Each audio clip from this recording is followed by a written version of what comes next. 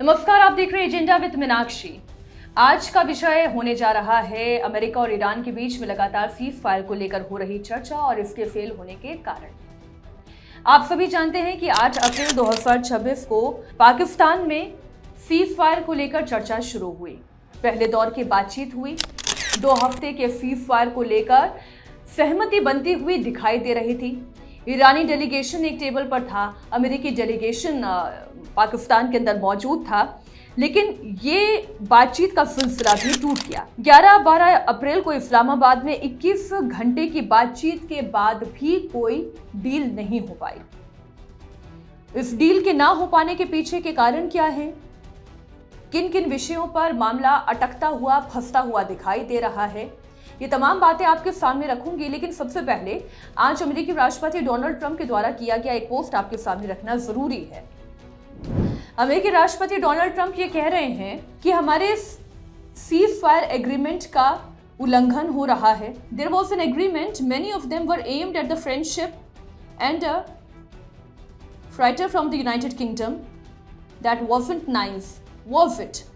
मैं इसका हिंदी रूपांतरण आपके सामने रख दूं। उन्होंने कहा कि स्ट्रेट ऑफ हॉर्मुज पर जो ईरान की तरफ से बुलेट फायर किया गया, जिसमें फ्रेंच शिप को निशाना बनाया गया, यूके की शिप को निशाना बनाया गया और ईरान की ओर से ये कदम उठाया गया, ये ठीक नहीं था।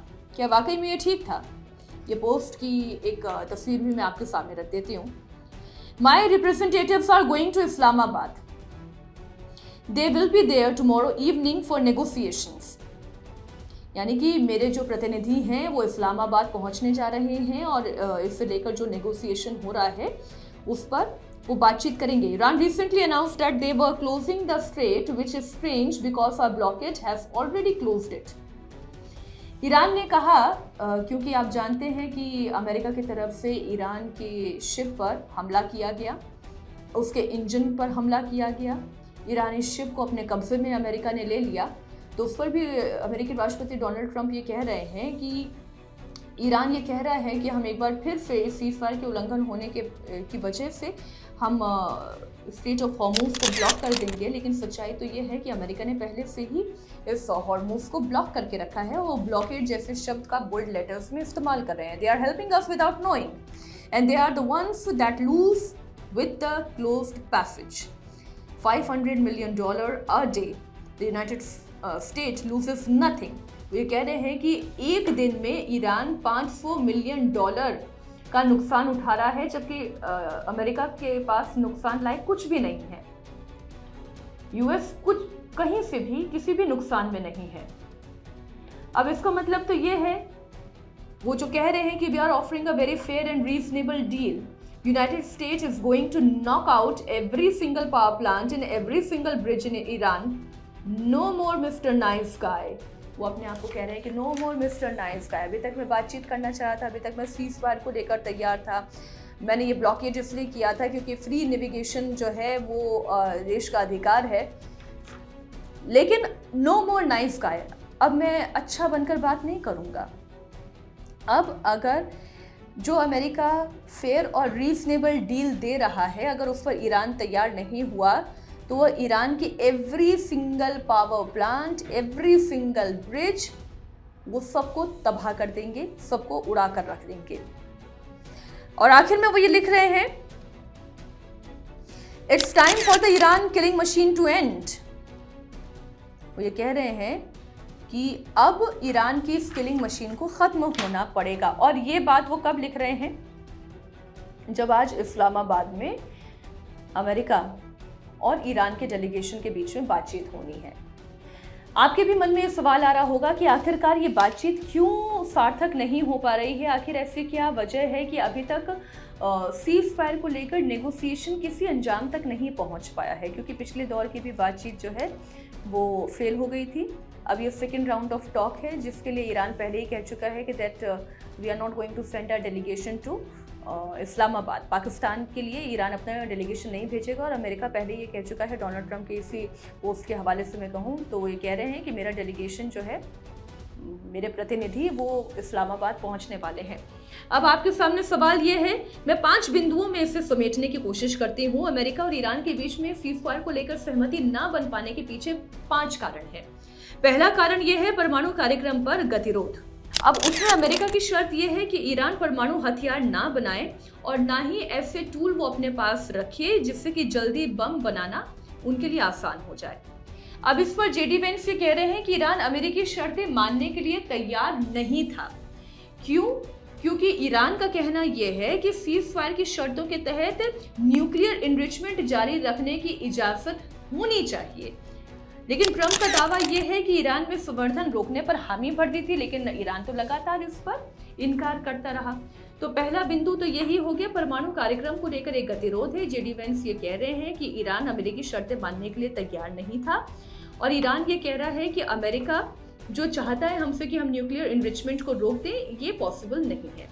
अब दूसरा क्या है, नौसैनिक नाकाबंदी स्ट्रेट ऑफ हॉर्मुज। आप जानते हैं कि अभी जो मैंने पोस्ट आपके सामने डोनाल्ड ट्रंप का पढ़ा, उन्होंने कहा कि हमने ऑलरेडी अपने नौसैनिकों के जरिए स्ट्रेट ऑफ हॉर्मुज में एक ब्लॉकेज तैयार कर दिया है। अमेरिका का कहना यह है कि बातचीत टूटने के बाद ईरानी बंदरगाहों की उन्होंने नाकाबंदी शुरू कर दी है। यूएसएस स्प्रुआंस ने ईरानी जहाज टोस्का को रोककर उसके इंजन रूम को टारगेट किया। इसके वीडियो लगातार आप देख रहे हैं, जो कि सेंटकॉम की तरफ से जारी भी किया गया। ये वीडियो जिसमें दिखाई दे रहा है कि ईरानी जहाज को अमेरिकी नौसैनिकों की ओर से कहा जा रहा है कि vacate the engine room of Tosca. वो ईरानी जहाज को लेकर ये मैसेज दे रहे हैं। तो अमेरिका ने अपना ब्लॉकेट कर रखा है। अमेरिकी नेवी वहां पर है जो वहां से अंडरग्राउंड माइंस को हटाने का भी काम कर रही है और उस पूरे क्षेत्र को ब्लॉक कर रही है। ईरान की मांग यह है कि बातचीत से पहले, यानी कि ये जो दूसरे दौर की बातचीत है, उस बातचीत से पहले अमेरिका को इस ईरानी जल डमरू मध्य या स्ट्रेट ऑफ हॉर्मुज आप कह ले, वहां से अमेरिकी नौसेना को अपना ब्लॉकेट हटाना होगा। दुनिया का 20% तेल की आवाजाही रुक गई है इसी ब्लॉकेट की वजह से। अभी भी दिन में 10 से 15 जहाज ही निकल पा रहे हैं, जबकि पहले 120 से 140 निकलते थे। अब मेरा सवाल है कि अगर वाकई में ईरान सच बोल रहा है या अमेरिका भी ठीक कर रहा है, तो सवाल यह है कि भारतीय जहाज को क्यों टारगेट किया गया था। सवाल यह है कि अगर अमेरिका ने ईरानी जहाज टोस्का को टारगेट किया, उसे रोका, तो फिर चीन के जो जहाज वहां से गुजरे उन्हें क्यों नहीं रोका गया? क्या उन्हें रोकने की अमेरिका के पास हिम्मत नहीं थी? तो फिर आप ईरानी जहाज जो चीन की तरफ जा रहे थे, चीन की तरफ जाने वाले जहाज़ों को भी आप रोक दें। आप में हिम्मत नहीं हुई कि चीन के जहाज़ों को अमेरिका रोक सके। और दूसरी बात जो ईरान के नज़रिए से भी है, अगर वाकई में आप फ्री नेविगेशन की बात करते हैं तो ब्लॉकेट तो आपने भी कर रखा है। आपने फ्रेंच शिप को क्यों निशाना बनाया? आपने ब्रिटिश शिप को क्यों निशाना बनाया? आपने इंडियन शिप को क्यों निशाना बनाया? आप तो इंडिया को अपना दोस्त कहते हैं। तो सवाल ये है, जहां पर सीज फायर को लेकर बात अटकी हुई है, अमेरिका ये कह रहा है कि there will be a blockade by America, और ईरान ये कह रहा है कि जब तक तुम ब्लॉकेट नहीं हटाओगे तब तक बातचीत नहीं हो सकती। अब तीसरा बिंदु क्या है? भरोसे की कमी दिखाई दे रही है। There is lack of transparency also. ना तो पारदर्शिता दिखाई दे रही है बातचीत में और ना ही विश्वसनीयता दिखाई दे रही है इस बातचीत में। अब ईरान के विदेश मंत्री अब्बास अरागची बोलते हैं कि कोई सीधी बातचीत नहीं हुई, सिर्फ दोस्त यानी मित्र देशों के जरिए ही संदेश भेजे गए हैं। और वो मित्र देश कौन हो सकते हैं? वो मित्र देश पाकिस्तान है, जिसके जरिए बातचीत हो रही है। अब ईरान को ये लगता है कि अमेरिका लगातार पोजीशन बदल रहा है और इम्प्रैक्टिकल मांगे रख रहा है। ये ईरान का कहना है बातचीत की भाषा को लेकर, कि अमेरिका ऐसी शर्तें सामने रख रहा है जो कि इम्प्रैक्टिकल है, अव्यवहारिक है, और उसकी बातचीत की भाषा भी धमकी वाली भाषा है। तो अमेरिका ये कह रहा है, जो डोनाल्ड ट्रंप कह रहे हैं, कि ईरानी नेता डील के लिए बेताब हैं, पर डरते हैं कि कहीं अपने लोग खत्म ना हो जाएं। जेडी वेंस ने कहा कि ईरान ने अच्छी नीयत से बातचीत नहीं की है। तो जेडी वेंस का ये जो स्टेटमेंट है, ये गौर करने लायक है कि ईरान की भी नीयत में खोट दिखाई दे रही है।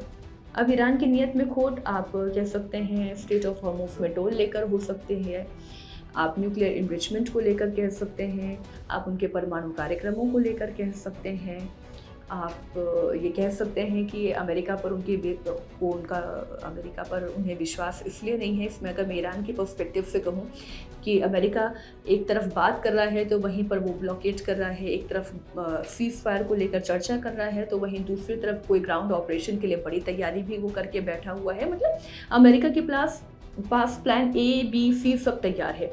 और ख़ास तौर पर जब डोनाल्ड ट्रंप ये कहते हैं कि if this deal doesn't happen we are offering a very fair and reasonable deal, और अगर ये नहीं होती है तो हम ईरान के हर पावर प्लांट, हर सिंगल ब्रिज को उड़ा कर रख देंगे। और आप जानते हैं ईरान का एक बहुत ही बड़ा ब्रिज, B2 ब्रिज, अमेरिका ने पिछली मर्तबा ध्वस्त कर दिया। तो ये भरोसे की कमी इस वक्त दोनों देशों में दिखाई दे रही है और बातचीत का जो लहजा है वो कहीं से भी सीज़ फायर का दिखाई नहीं देता। अब चौथा बिंदु ये है कि लेबनान और इजराइल का मुद्दा। ईरान और पाकिस्तान ये दावा कर रहा है कि सीज़ फायर लेबनान पर भी लागू होता है। अमेरिका और इजराइल ये कह रहे हैं कि ये सीज़ फायर सिर्फ ईरान पर लागू होता है। और इस बीच बेंजामिन नेतन्याहू और इजराइल ने एक ऐसा नक्शा जारी किया है जिसमें वो अपनी पहुंच लेबनान की उफलातनी रिवर तक दिखा रहा है। वो अपने ग्रेटर इजराइल का नक्शा दिखा रहा है और लेबनान कतई इस सीज़ फायर में शामिल नहीं है। सीज़ फायर के दौरान इजराइल ने लेबनान पर बड़े हमले किए जिसमें 300 से ज़्यादा लोग मारे गए हैं। ईरान इसे सीज़ फायर का वायलेशन बता रहा है, जबकि इजराइल ये कह रहा है कि मैं तो नेगोशिएशन में कहीं हूँ ही नहीं। अमेरिका कह रहा है कि नेगोशिएशन में तो हमेशा से स्ट्रेट ऑफ हॉर्मुज था, ईरान था, लेबनान तो कभी भी पिक्चर में था ही नहीं। तो ईरान इसे कैसे अपने साथ शामिल कर सकता है। पांचवा और मुख्य कारण आपको बता दूं, युद्ध अपराध और मुआवजा, वॉर क्राइम और जो रिहेबिलिटेशन के लिए मुआवजा चाहिए। ईरान ये चाहता है कि युद्ध का मुआवजा मिले, उसके ऊपर से प्रतिबंध हटाए जाए और युद्ध को पूरी तरह से ख़त्म किया जाए और हमेशा के लिए एक स्थायी समाधान पर काम किया जाए, जिसे लेकर अमेरिका अभी राजी नहीं दिखाई दे रहा है। वो अभी मुआवजा नहीं देना चाह रहा है। अब नतीजा क्या निकला? नतीजा ये है कि अमेरिका की नाकाबंदी के बीच में तनाव की स्थिति लगातार बनी हुई है। इधर सीरिया पर कुछ इजरायली फाइटर जेट्स दिखाई दिए हैं। लेबनान की तरफ भी इजराइल की गतिविधियां बढ़ गई हैं। अब सार्थक बातचीत हो पाए इसकी संभावना बहुत कम है। कोई सॉल्यूशन निकल पाए इसकी भी संभावना बहुत कम दिखाई दे रही है। अगर मुद्दे की बात आप कहें कि जब तक कि ईरान को इस बात की गारंटी नहीं मिल जाती कि भविष्य में अमेरिका उनके ऊपर कोई हमला नहीं करेगा और उन्हें उनके न्यूक्लियर एनरिचमेंट प्रोग्राम को जारी रखने देगा, तभी कोई समाधान निकल सकता है। और अमेरिका ये विश्वास कभी भी ईरान को नहीं दिला सकता, क्योंकि अमेरिका नहीं चाहता है कि ईरान अपने परमाणु कार्यक्रम को जारी रखे। और जब तक ईरान का परमाणु कार्यक्रम जारी रहेगा तब तक किसी भी तरीके की सुलह की संभावना खत्म होती हुई दिखाई दे रही है। यानी कि हॉर्मुज पर तेल का संकट, वहाँ पर जहाज़ों की आवाजाही का संकट बना रहेगा। पूरे विश्व में ग्लोबल इंस्टेबिलिटी का दौर बना रहेगा। ब्रेंट क्रूड ऑयल की कीमतें एक बार फिर से उछाल मार रही हैं और आने वाले दिनों में ये और महंगा हो सकता है।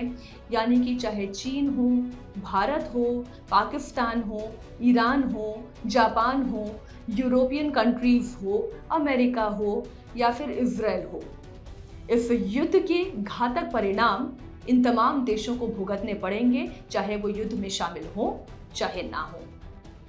इस पूरे विषय को लेकर यदि आपकी भी कोई राय है तो आप इस कार्यक्रम के अंत में आप सारी बातें पोस्ट कर सकते हैं, उनको मैं पढ़ूंगी। अगर कोई विचार योग्य कोई सलाह होगी तो उस पर ज़रूर अपनी बात रखूंगी। Thank you so much. Agenda with Meenakshi.